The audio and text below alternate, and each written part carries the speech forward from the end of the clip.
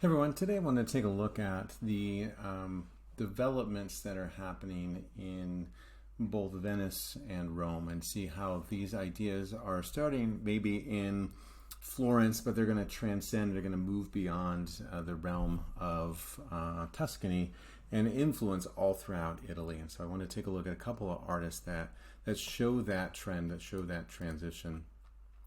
Let's take a look at Mantegna. Mantegna worked in Venice and Padua. He was familiar with what was happening in Florence, and we see his ideas being manifest here. This one is about San Sebastian, who was an early Christian saint during the time of the Roman Empire when Christianity was illegal. He was condemned to death for being a Christian if he did not renounce his faith, and he refused to renounce his faith, so they shot him with arrows. However, he was miraculously spared, and he survived the arrow shots, and then he was later clubbed to death. And so he survived one thing and did not survive another. So what you're going to see, that's going to be a common theme with a lot of Catholic saints, is they're going to miraculously survive one attempt at their life, and then invariably they're going to not survive another. And so as I take a look at that, I'm like, that's awesome, that's kind of miraculous, but on the other hand, I think just if you're going to kill me, just get it over quickly. So some of them seem to suffer quite a bit. And generally what is represented within the arts, or what's being celebrated, is not the actual death, but the one that they miraculously survived. And so you'll see that being represented. And so anytime you see a saint with arrows shot through him, that is Saint Sebastian, right? Just to give you a sense of that iconography here, right? Let's see. He becomes a symbol of devotion, right? The idea of being dedicated and not renouncing your faith or not giving up, right? He becomes a patron saint for sick people who use or see him as his ability to overcome his wounds, and so they seek him out for a blessing often. Notice the emphasis on the human body. That's going to be key for the Renaissance. It was rediscovering the human body that hadn't been really studied in over 1,000 years, and now they wanted to surround themselves in classical forms. Notice how, in addition to focusing on this looking like it's an ancient Roman sculpture, kind of like what we see with Donatello, but he's also surrounded by classical architecture, right? The classical forms of the column that he's strapped to as they're shooting arrows at him, the classical arch that's behind him, and then the older ruins in the background. This is a celebration of these classical forms and being brought together within a Christian context. But it's kind of interesting how he's representing this, because he represents the classical forms of the column and the dilapidated arch that's kind of falling apart. He represents that as though it's in Mantegna's day. But he places St. Sebastian within the context of the architecture of St. Sebastian's day. And so it's got this kind of interesting combination between putting him within his actual original context of ancient Rome, but also showing the state, the deteriorated state, as though it's happening within the 1400s. And so again, you have this kind of contemporary connection to this ancient idea. What he mainly argues by doing that is the ideas of ancient Greece and Rome are going to fall away, right? The ideas of paganism is going to fall away. The ideas of the Roman Empire are going to fall away. They're not going to last. But what is going to last is Christianity, right? So this idea of that Christianity has outlived Rome. And so in some ways, it's a celebration of not only someone's faith, it's a celebration of the ideas in general. This is one of my favorite works that come out of the early Renaissance. I love the interesting angle and the foreshortened space as the feet kind of come towards us and they kind of look much bigger, right? So again, capturing that linear perspective that Brunelleschi developed.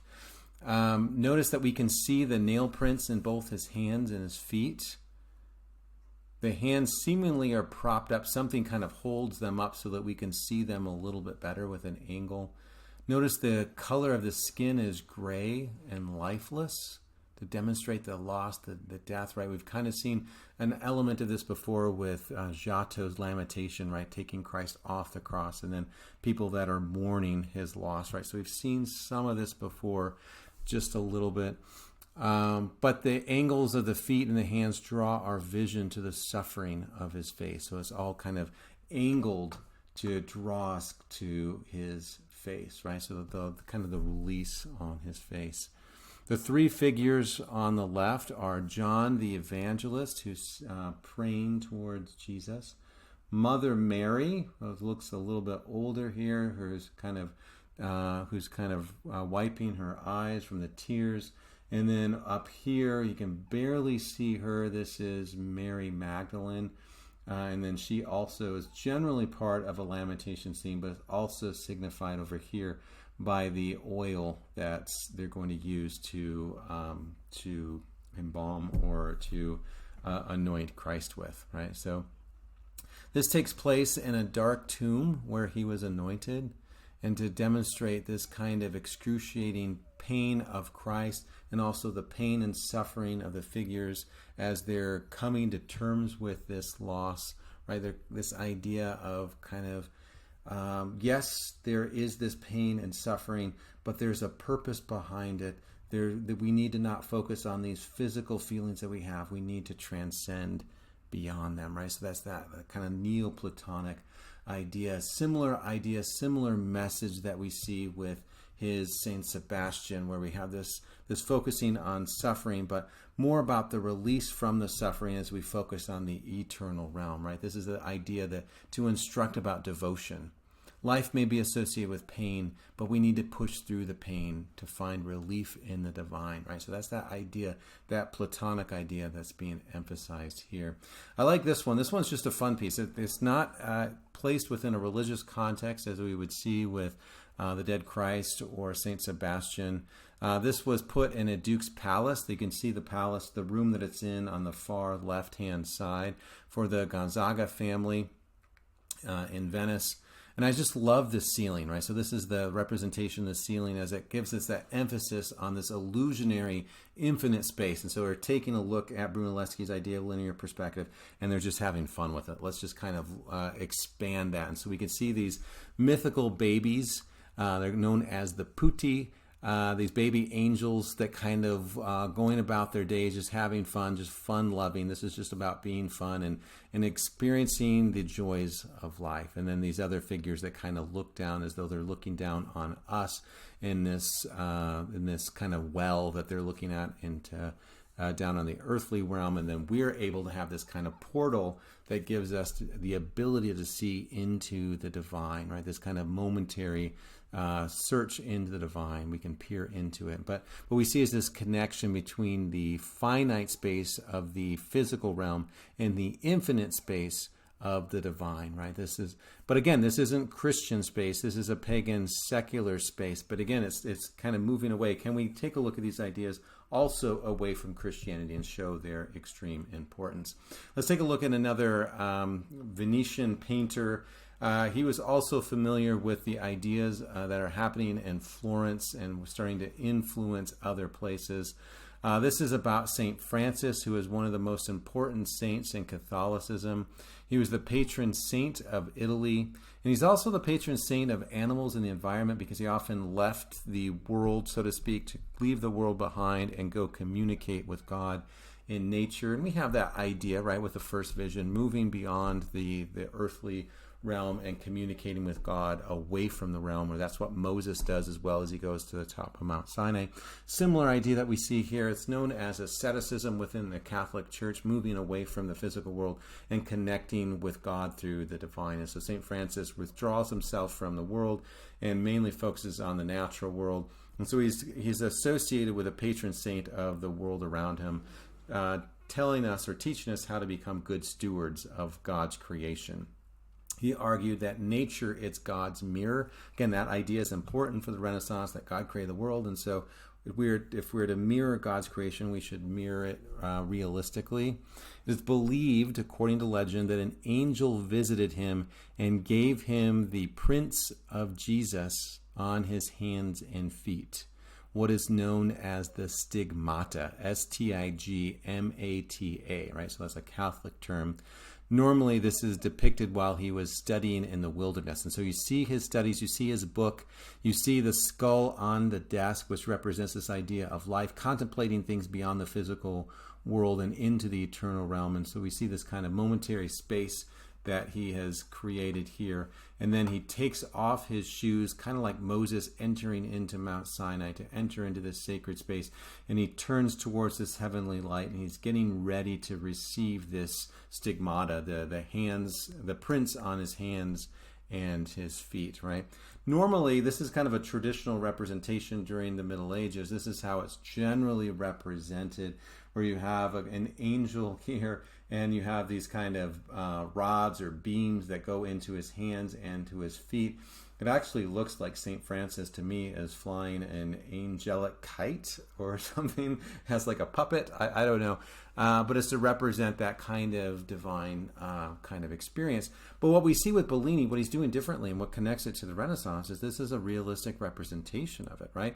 He's not focusing on these kind of elements that are beyond what we can see. This makes it look like it could be anyone receiving this. And it could be that he's out there in the sun, just kind of basking in light. But instead of, basking in light, he's actually receiving a heavenly manifestation. So the idea is that heavenly manifestations can happen anywhere, right?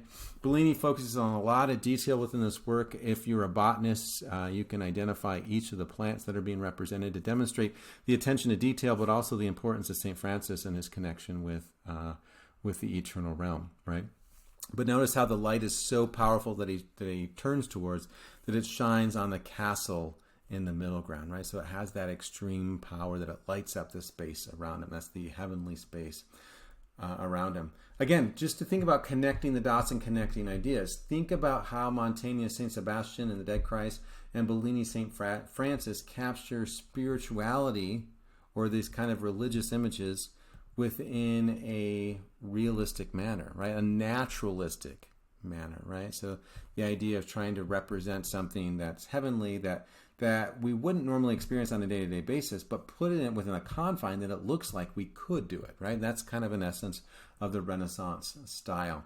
Just another work that I want to take a look at, one more work by Bellini that I want to take a look at was by this image here that was funded by some Benedictine nuns for the Church of San Zaccaria and for their altarpiece. This is what is known as, so you see Madonna with child and saints. This is known as a sacred conversation, where you have saints and Mary and baby Jesus kind of surrounding each other, kind of in their own kind of realm. And what's interesting about this is, there is no New Testament moment where these figures are together. These figures, actually, most of them happen beyond Christ's life, and so he wasn't even alive when some of these figures came about. But the idea is that they're representing saints, people that were actual people, but they devoted themselves to the Catholic Church to a point where they were so holy that they became saints. And so the idea is that there's this elevation, right? This kind of connection between the divine, Mary, baby Jesus, and then there's the saints, and then there's the rest of us in the physical realm. But the saints give us that connection that it's possible for us to kind of extend beyond that physical space, right? Let's take a look at some of the iconography within this image here. St. Peter is on the far left, shown with the keys that he holds, because Christ goes to him and says, I will give you the keys to the kingdom of heaven. And then next to him is St. Catherine. She was an early saint that was executed. We'll take a look at her more. She's often represented in the arts. She was an early Christian saint that was put to death for her beliefs. Generally, they put her on a wheel, kind of a rack, to kind of pull her apart. And then the wheel broke miraculously, and so she's generally represented with a wheel. And then you see St. Lucy, who was martyred when a suitor came up and tried to marry her, found out that she was Christian, and then informed the government that she was Christian. And so then she was executed. Some guards came to take her away, but they couldn't remove her from her spot, so they kind of attached her to a team of oxen, and even the team of oxen couldn't move her. So then they put some firewood by her, and they tried to light the firewood, and then that didn't work, and so then they just said, well, we're just going to stab her with a sword. So they pierced her in this way. It's not funny, but it's kind of extreme. They pierced her in the neck with a sword, and then that's how she died, right? So generally, she's represented with a